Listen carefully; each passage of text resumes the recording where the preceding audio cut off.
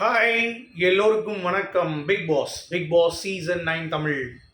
So இந்த வீடியோவில் நமக்கு ப்ரொமோ ஒன்று வந்து பார்த்தீங்கன்னா ரிலீஸ் ஆயிருக்கு. அதை பற்றி நம்ம கண்டிப்பாக டிஸ்கஸ் பண்ண போகிறோம். ஸோ வீடியோக்குள்ளே போகிறதுக்கு முன்னாடி நம்ம சேனல் நீங்கள் புதுசாக இருந்தீங்க அப்படின்னா கண்டிப்பாக சப்ஸ்கிரைப் பண்ணிக்கோங்க. வீடியோ மறக்காமல் ஒரு லைக் பண்ணிக்கோங்க. இப்போ நம்ம வீடியோக்குள்ளே கண்டிப்பாக போகலாம்.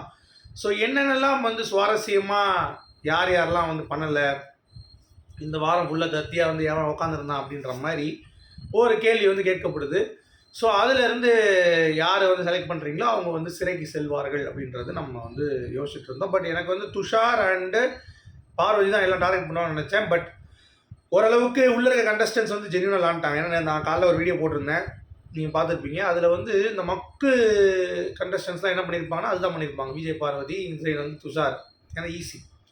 பட் ப்ராக்டிகலிட்டியே வந்து பார்த்தீங்கன்னா இந்த வீட்டில் ஒன்றுமே பண்ணாமல் சும்மா இருக்கிறது அப்படின்னு சொல்லிட்டு பார்த்தீங்கன்னா ஒன்று அரோரா, இன்னொன்று ஆதிரை. ஸோ 2 பேருமே வந்து பார்த்தீங்கன்னா இந்த எஃப்ஜே ஒன்று, இன்னொன்று வந்து துஷார். 2 பேருடைய வாழ்க்கையே வந்து கெடுத்துருவாளுக்கு போல தெரியுது. அதாவது ஆம்பளை காஜி அப்படிங்கிறது தான் வருஷம் வந்து எல்லா சீரீஸ்லையும் நம்ம பார்த்துருக்கோம். ஓகே, ஆனால் பொம்பளை காஜி அப்படிங்கிறது நம்ம வந்து இந்த சீசன்லாம் வந்து கேள்விப்படுறோம். ஓகே, ஸோ என்ன நான் சொல்கிறேன் அப்படின்னு சொல்லி கேட்குறீங்களா? ஆமாங்க, அசல் கோளார் நீங்கள் கேள்விப்பட்டிருப்பீங்க. அப்புறம் வந்து நிக்சன் நீங்கள் கேள்விப்பட்டிருப்பீங்க. ஸோ இவங்கெல்லாம் வந்து ஆம்பளை காஜி அப்படின்ற மாதிரி தான் வந்து அடையாளப்படுத்தி இந்த சீசன் வந்து வரையறுக்கப்பட்டிருக்கு. ஆனால் இந்த சீசனில் மட்டும்தான் முதல் முறையாக பொம்பளை காஜி அப்படின்றது கேள்விப்படுறோம். ஸோ பொம்பளை காஜி அப்படின்னா என்னங்க, நீங்கள் சும்மா ஏதாவது சொல்லாதீங்க அப்படின்ற மாதிரி நீங்கள் கேட்குறது எனக்கு புரியுது. உங்களுடைய அனுதாபங்களுக்கு நானும் வந்து தலை வணங்குகிறேன். ஆனால் இருக்குது. அரோரா சிங்க்ளர் அப்படின்றவ வந்து பார்த்தீங்கன்னா இந்த வீட்டில் என்ன கிளிஸ்டா நீங்கள் சொல்லுங்க பார்ப்போம். ஏதாவது பாயிண்ட்டை வச்சாலா, பாயிண்ட் பேசினாலா, எல்லா பசங்களையும் குறுன்னு போய் பார்த்து அவளுடைய கண்ணால் வந்து மயக்கிறா, தொடைய தடவுறா, கையை விட்றா, கடிக்கிறா, காலை பின்றா, பிணையிறா, படுக்கிறா மேலே.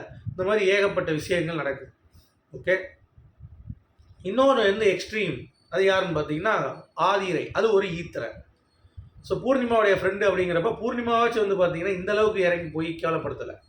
இதோ வந்து என்னன்னா போய் கண்ணை பார்க்குறா, நீ என்னை பார்த்துட்டே இருக்கணுன்றா, என்னை ஐ கான்டாக்ட் பண்ணிட்டே இருக்கணும்னா. அவன் பிக் பாஸ் வீட்டுக்கு ஒன்றை பார்க்க வந்தான். அவன் பாட்டு பீட் பாக்ஸர் பண்ணணும்னு சொல்லி டிப்பிச்சிக்கு அடிச்சுட்டு இருக்கான். அவனை கொண்டு போய் நீ என்ன பாரு அப்படின்னா அவன் எங்கே போய் பார்ப்பேன்? அவன் மிரண்டு போயிட்டான். என்னடா அவன் என்ன பார்க்க பாருன்னு உயிர் எடுக்கிறான் அப்படின்ற மாதிரி அவன் பார்த்து அவனுக்கு முடிஞ்சு போச்சு, சோழியே முடிஞ்சிருச்சு அப்படின்றது தான். இதெல்லாம் ஒரு பக்கம். அடுத்து சரி வேறு ஏதாவது நடக்குமா அப்படின்ற மாதிரி யோசிக்கும் பொழுது ஆதிரை வந்து பார்த்தீங்கன்னா டபால்னு அப்படியே காஞ்ச மாடு வந்து கம்பத்தில் பாஞ்ச மாதிரி பக்குடு வந்து பாஞ்சரா எஃப்ஜே மேலே. அவன் ஏதாவது ஒரு கடுப்பில் இருந்து அவன் என்ன பண்ணினா மாடு எட்டி உதைக்கும் பாருங்க, அந்த மாதிரி டபால்னு எட்டி உதைச்சிட்றேன். அது வந்து கடுப்பாகி போய் 2 பேரும் முடிச்சுக்கிட்டு நீங்கள் எதுக்கு மன்னிப்பு கேளு, நான் உனக்கு மன்னிப்பு கேட்குறேன் அப்படின்ற மாதிரி 2 சுற்றி கிடக்குங்க. ஸோ இந்த மாதிரி வந்து பார்த்தீங்கன்னா ஒரு சினாரியோ போயிட்டுருக்கு. ஸோ இந்த 2 ஈத்திரைகளையும் வந்து பார்த்தீங்கன்னா நம்ம ஹவுஸ்மேட்ஸ் வந்து கரெக்டாக அருமையாக அழகாக அடித்து துவச்சிருக்காங்க அப்படிங்கிறது பார்க்க முடியும். So I very happy for that அப்படிங்கிறத நான் இங்கே தெரிவிச்சுக்கிறேன். ஏன்னா அதுதான் நான் எதிர்பார்த்தது. இப்படிப்பட்ட கேடுகட்ட பிறவிகள் வந்து இருந்து என்ன லாபம் அப்படின்றது தான் பாயிண்ட்டு. அதே மாதிரி பிக் பாஸ் இந்த வட்டமும் வந்து பார்த்தீங்கன்னா உங்களுக்கு எலிமினேஷனில் 2 அழகான வாய்ப்பு, அதாவது ஃப்ரெஷ்ஷாக கிடச்சிருக்காங்க. அரோராவும் இருக்குது, எஃப்ஜேவும் இருக்குது. ஸோ 2ஐயும் பார்த்துக்க பக்குவமாக போட்டு விட்டிங்கன்னா உள்ள பிக் பாஸ் வந்து பார்த்தீங்கன்னா இன்னும் கொஞ்சம் சாந்தமாக இருக்கும். வேறு ஏதாவது கண்டென்ட் யோசிப்பாங்க. ராதர் தான் மாடம் அப்படின்ற மாதிரி அப்படியே சினுங்குறாங்களே அப்படின்ற மாதிரி இல்லாமல் கண்டென்ட் வந்து கொஞ்சம் டிஃப்ரெண்ட்டாக இருக்கும் அப்படிங்கிறது நான் வந்து பர்சனலாக ஃபீல் பண்ணுறேன். இது வந்து உங்களுக்கு எப்படி அப்படிங்கிறது எனக்கு தெரியல, அது எந்த சம்மந்தம் இருக்கும் அப்படிங்கிறது எனக்கு தெரியல. பட் எனக்கு ஒரு ஃபீல் அப்படிங்கிறத நான் இங்கே தெரிவிச்சுக்கிறேன். ஓகே, ஸோ அதுதான் நான் இங்கே சொல்கிற ஒரு விஷயம். ஆதிரை, அரோரா மாதிரி ஆட்கள்லாம் வந்து பார்த்தீங்கன்னா இங்கே வர்றதுக்கு அப்படிங்கிறது ரொம்ப யோசிக்கணும். இனிமேல் பிக் பாஸ் டீமும் சரி, சும்மா ஒரு 8 லட்ச ரூபா வெளியே சம்பாதிக்கிறாங்க சப்ஸ்கிரிப்ஷனில், ப்ரைவேட் வீடியோ போட்டுட்ருக்காங்க. அதாவது நீங்கள் காசு கொடுத்து அவங்க போனீங்கன்னா ப்ரைவேட்டாக அவுத்து போட்டு அவங்களுக்கு வந்து காட்டுவா. இந்த மாதிரி ஒரு பொண்ணை வந்து நீங்கள் கூப்பிட்டு வந்தீங்கன்னா விஜய் டிவிக்கு அவள் என்னென்ன பண்ணுவா, இதைத்தான் பண்ணுவா அப்படிங்கிறத நம்ம பார்த்துட்ருக்கோம். ஸோ அதை அவள் கரெக்டாக பண்ணிட்டா அப்படிங்கிறதும் பார்க்க முடியுது. ஸோ இதுக்கு மேலே நம்ம என்ன பேசினாலும் வந்து ஈடுபடாது அப்படிங்கிறது தான். சரி, இப்போ நம்ம ப்ரொமோக்கு வருவோம். என்ன ப்ரொமோ? ஒர்ஸ்ட்டு எவன்டா அப்படின்ற மாதிரி வந்து யோசிக்கும் பொழுது எவன்டா இவன்டா அப்படின்ற மாதிரி எல்லாரும் வந்து மாற்றி அவங்களுடைய கருத்துக்களை முன்வைக்கிறாங்க. அதில் மேக்ஸிமம் வந்து பார்த்தீங்கன்னா ஓட்ஸ் வந்து ஆதிரைக்கும் நம்ம அரோராக விழுது அப்படிங்கிறது பார்க்க முடியும். ஸோ இப்போ நம்ம பார்த்துருவோம் ப்ரொமோவான வீடியோ காட்சிகள். Okay, so first Bigg Boss கேட்குறாரு, எல்லாவற்றுக்கும் பெஸ்ட் பெர்ஃபார்மர் யார் சொல்லுங்க ஆடி. அடுத்தவனே ஆதிரை தான், எல்லாரும் அடிக்கிறாங்க போட்டு சும்மா பின்னி எடுக்கிறாங்க அப்படிங்கிறது பார்க்க முடியுது. நம்ம வியானா வந்து அரோரா, வினோத் வந்து ஆதிரை, நம்ம தலைமை துஷார் வந்து பார்த்தீங்கன்னா ஆதிரையை சொல்கிறான், அரோரா சொல்ல வேண்டியது அடே மூதேவி அப்படின்ற மாதிரி தான் இருக்குது. அதாவது டீம் ஒர்க்கே இல்லை, தனியாக வந்து பார்த்தீங்கன்னா போய் பிக் பாஸ் ஹவுஸ்லேருந்து ரீலாக்ஸ் ஹவுஸுக்கு போய் உட்காந்துக்கிறது.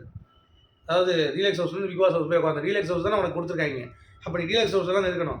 அதை விட்டுட்டு போய் அங்கே போய் உட்காந்துக்கிட்டு அங்கே போய் வந்து பார்த்தீங்கன்னா பிரச்சனை பண்ணிட்டு இருக்கிறது அப்படிங்கிறது கடுப்பால் இருக்குது.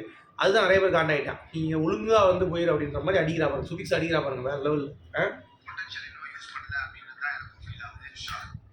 பொட்டன்ஷியல் யூஸ் பண்ணலையா யார் அரோரா? ஏன் ஆதிரையிட்ட சொல்ல, நீ ஆதிரையை சொல்லியிருந்தனா நீ பெரிய ஆள்ரா எஃப்ஜே, நீ பார்ப்போம் யார்கிட்ட சொல்லியிருக்கேன்ட்டு. பிரவீன்ராஜ் அடுத்து வர அரோரா சரியா, அடுத்து கெமி கனி எல்லாம் அரோரா அரோரா அரோரா சபரி அரோரா. பா என்னமோ பண்ணுறாங்களே, இருங்க உஷாருங்க, பயங்கரம் பண்ணுறாங்க.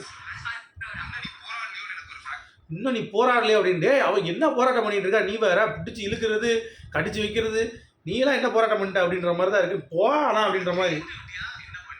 கிரியேட்டிவிட்டியா என்ன பண்ணீங்க ஆதிரைக்கிட்ட நம்ம விக்ரம் வந்து சொல்கிற, நீ என்ன பண்ண கிரியேட்டிவிட்டியா, எனக்கு சாப்பாடு வேணும் பிச்சை எடுத்து சாப்பிடுவா அப்படின்னா வேற என்னத்த கிரியேட்டிவிட்டியாக பண்ணிட்ட நீ? யார் யார் என்னென்ன டைலாக் பேசணும்னு எனக்கு என்ன டேலண்ட் இருக்குன்னு சொல்லியே எனக்கு கண்டுபிடிக்க முடியலையா அரோரா மேலே. நம்ம கலை துண்டு வீடிக்கு எப்பயுமே விளையாட்டு தான், எப்போ பார்த்தாலும் விளையாட்டு செய்திகள் மாதிரி தான் பேசுது. அரோரா அதிரை இந்த வீட்டில் போங்கடி சங்கரகட்ட மண்டைங்களா, பம்பரகட்ட மண்டை அப்படின்ற மாதிரி இந்த ரெண்டு பேர் வந்து பார்த்தீங்கன்னா ரெண்டு விளங்காத ஒரு எக்ஸ்ட்ரீமில் ஒரு பீஸுங்க. ஸோ அதை வந்து பிக் பாஸ் வந்து தேர்ந்தெடுத்த பைத்தியம் அப்படின்ற மாதிரி எடுத்து வச்சு செஞ்சுருக்காப்புல அப்படிங்கிறது பார்க்க முடியுது. So I am very very happy for this. So deserved Aurora and Aadhirai is going to jail அப்படிங்கிறது பார்க்க முடியுது. சரி, இப்போ துஷாரோடைய ப்ராமிஸ் நீங்கள் பார்த்தீங்களா இல்லையா நேற்று?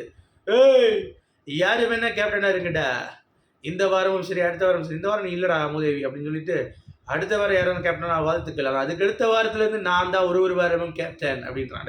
டேய் நீ ஒரு கேப்டனாக ஆனாலும் உனக்கு ஓகே தான், ஆனால் அரோரா இருக்கிற வரைக்கும் உனக்கு அரோகரா அப்படிங்கிறது தான் பாயிண்ட் ஆஃப் வியூ. ஸோ உங்களுடைய கருத்துக்கள் என்ன அப்படிங்கிறத கமெண்ட் செக்ஷனில் சொல்லுங்கள். என்னை பொறுத்த வரைக்கும் ரொம்ப குதூகலமாக இருக்குது, இந்த பிரமெல்லாம் பார்க்க முடியுது. அடுத்தடுத்து என்ன தான் காத்திருக்காங்களோ உங்களுடைய கருத்துக்கள். மீண்டும் சந்திப்போம். Good bye.